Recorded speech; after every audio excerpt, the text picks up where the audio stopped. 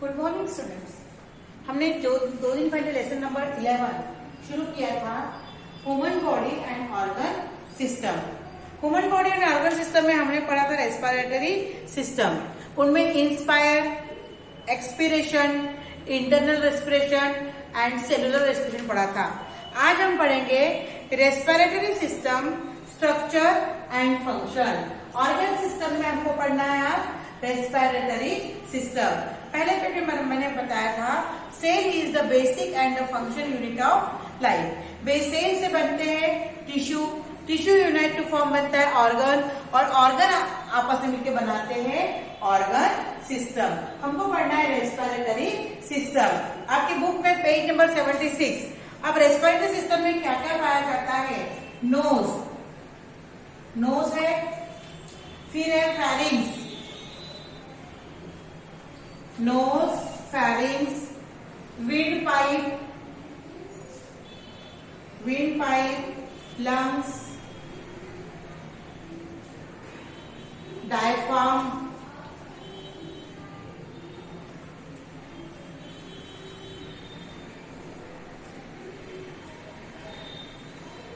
अब हमने बताया कि cell unite to form tissue, tissue unite to form organ. अब हमको पढ़ना है an organ unite to form organ system. पहले लेसन में भेजा मैंने, तो हमको पहला ऑर्गन सिस्टम में क्या पढ़ना है? Respiratory system. अब इस रेस्पिरेटरी सिस्टम में कौन कौन से ऑर्गन आते हैं? नंबर 1 में नोज, नंबर 2 में pharynx is wind pipe, number 3 में है विंड पाइप, नंबर 4 में है लंग्स, और नंबर 5 में है डायफ्राम। इतने ऑर्गन मिलकर बनाते हैं रेस्पिरेटरी सिस्टम। रेस्पिरेटरी सिस्टम में कितने ऑर्गन आते हैं? नोज, जिससे हम हवा अंदर लेते हैं, फेरिंग्स यहाँ पाया जाता है, wind pipe, lungs and diaphragm. अब प्रत्येक के बारे में हम विस्तार से समझेंगे। तो फर्स्ट हम है नोज। नोज सबको मालूम है, बचपन से नोज है। Nose is the respiratory system and respiration begins with the nose. तो रेस्पिरेटरी सिस्टम कैसे बिगिन होता है, कैसे शुरू होता है? नोज से। नाक से हम हवा अंदर लेकर हवा बाहर छोड़ते हैं। Air is filtered with the help of air and mucus present in the knows.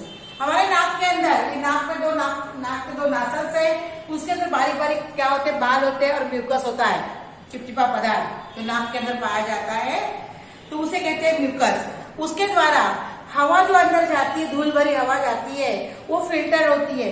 कचरा वहां जम जाता है, जो भी कचरा है उस बालों में या फिर उस म्यूकस में जम जाता है, और हवा फिल्टर होकर हमारे शरीर के अंदर जाती है। कहाँ जाती है?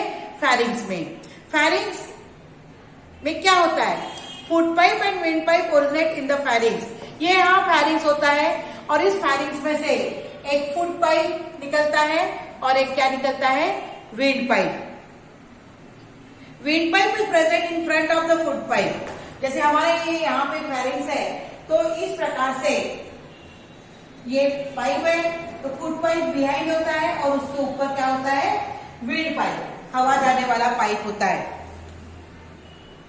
There is a lid on the beginning of the wind pipe. Beginning जो विंड पाइप होता है ना, उसके ऊपर एक कवर होता है। This lid close the wind pipe during passing of food into the food pipe. अब इस प्रकार से होता है, देखो ये उंगली है और ये इस प्रकार से वो पाया जाता है। जैसे एक चौक है, सामने फूड पाइप होता है और पीछे सामने विंड पाइप होता है और पीछे फूड पाइप होता है। जब हम खाना खाते हैं उस समय हमारे विंड पाइप का दरवाजा बंद होता है, पर जब हम खाना खाते खाते बात करते हैं, कई बार हमको ठसा लग जाता है, गले में अटक गया, गले में अटकता नहीं है। वो क्या होता है? जो फूड पाइप, हम खाना खाते हैं और बात करते हैं तो विंड पाइप खुल जाता है, तो उसके अंदर वो अन्न का दाना पहुंच जाता है और हमको ठसा लगता है। हम कहते हैं ना ठसा लग गया, उस प्रकार से ये होता है। There is a lead at the beginning of the wind pipe. This lead closes the wind pipe during the passing food into the food pipe and thereby normally prevents the entry of food particles into the wind pipe. Food pipe जब हम खाना खाते हैं तो wind pipe के ऊपर covering होती है।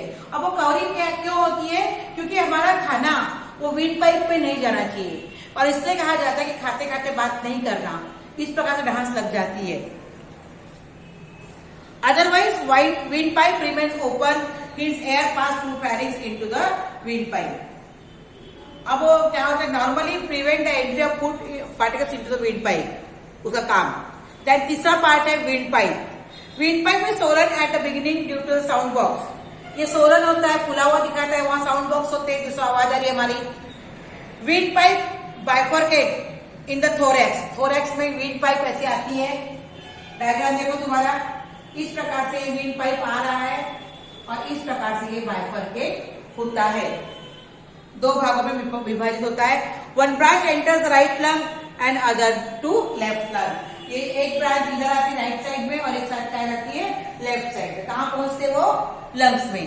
विंड पाइप आता है, दो भागों में बदलता है, एक राइट साइड और एक लेफ्ट साइड। उसके बाद के पार्ट है लंग्स।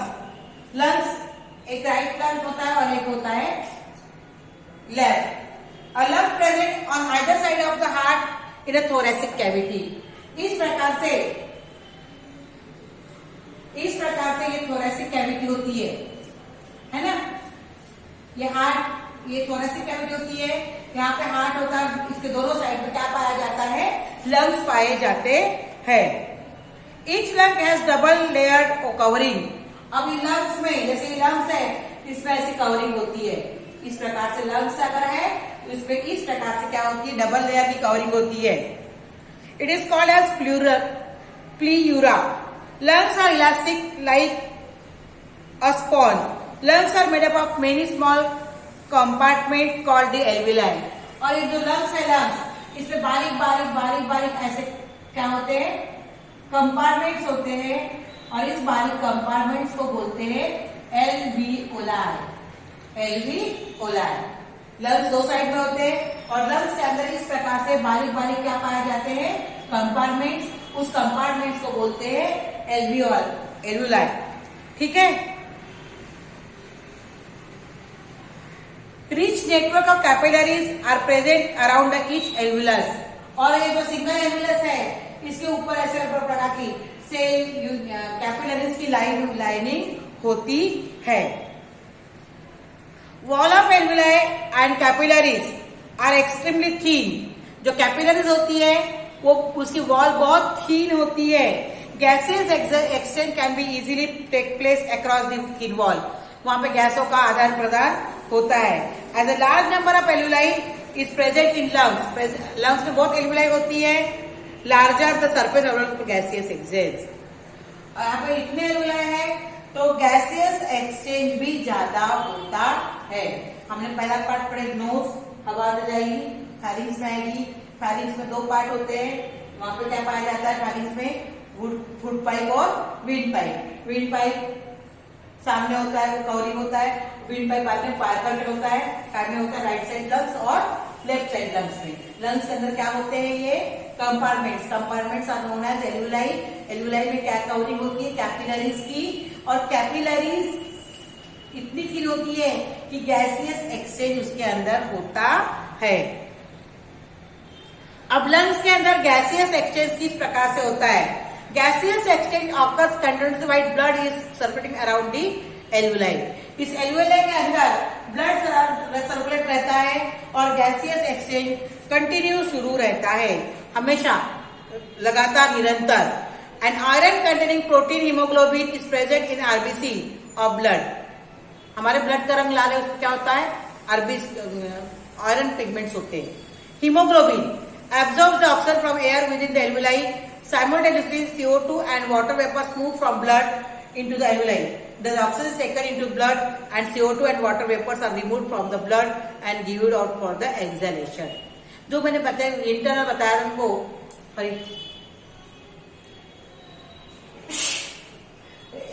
रेस्पिरेशन बताया था इंटरनल। हम क्या करते हैं? ऑक्सीजन अंदर लेते हैं और कार्बन डाइऑक्साइड बाहर छोड़ते हैं। तो किस प्रकार से छोड़ते हैं? देखो, हीमोग्लोबिन एब्जॉर्ब, जो हीमोग्लोबिन होता है ब्लड के अंदर, वो ऑक्सीजन को एब्जॉर्ब कर लेता है। एल्विलाई के अंदर जितना ऑक्सीजन है उसको कौन एब्जॉर्ब करता है? हीमोग्लोबिन। और उसी समय CO2 जो उसके अंदर होता है, CO2 एंड वाटर वेपर, वो कहा जाता है? ब्लड में से बाहर जाता है। ब्लड के अंदर का हीमोग्लोबिन ऑक्सीजन को क्या कर लेता है, एब्जॉर्ब कर लेता है। एल्वुलाई के अंदर, इस एल्वुलाई के अंदर हीमोग्लोबिन भी होता है, ब्लड भी होता है और हीमोग्लोबिन भी होता है, ऑक्सीजन भी होता है। तो ये ब्लड में का हीमोग्लोबिन ऑक्सीजन को क्या कर लेता है, अपने में एब्जॉर्ब कर लेता है और उसी समय कार्बन डाइऑक्साइड और वाटर पर क्या करता है, वो मूव कर देता है, बाहर निकालता है। उसी और ऐसे इसी तरह से oxygen taken by blood and CO2 and water vapour are removed from the blood, जो एक्सहेलेशन से शरीर के बाहर चला जाता है। तुम लोग अपनी किताबें भी पढ़ा करो। देन 5वां पॉइंट है डायफ्राम। ये डायफ्राम क्या है, a muscular particle present at the base of thoracic cage. ये थोरेसिक केज मैंने यहाँ बताया है, ठीक है। ये थोरेसिक केज के अंदर यहाँ पे ये डायफ्राम पाया जाता है। इस प्रकार से डायफ्राम पाया जाता है। वो मस्कुलर है, वो कैसा है, मस्कुलर, मसल से बनाया हुआ है। This particle is called diaphragm. It is present between the thoracic cavity and abdominal cavity. ये थोरेसिक कैविटी है और नीचे कौन सी कैविटी है, एब्डोमिनल। कौन सी कैविटी है, एब्डोमिनल कैविटी। पेट और छाती के बीच में, ये पेट है, पेट और छाती के बीच में जो पार्ट है, जो जो जिसने उनको दोनों को अलग अलग किया है, वो क्या है, डायफ्राम। डायफ्राम को decrease pressure on the lungs. Diaphragm का कारण क्या होता है, और इसके ऊपर ये रिब्स होती है, लंग्स पर प्रेशर कम आता है, इस कारण pressure on lungs increase when ribs return to their original position.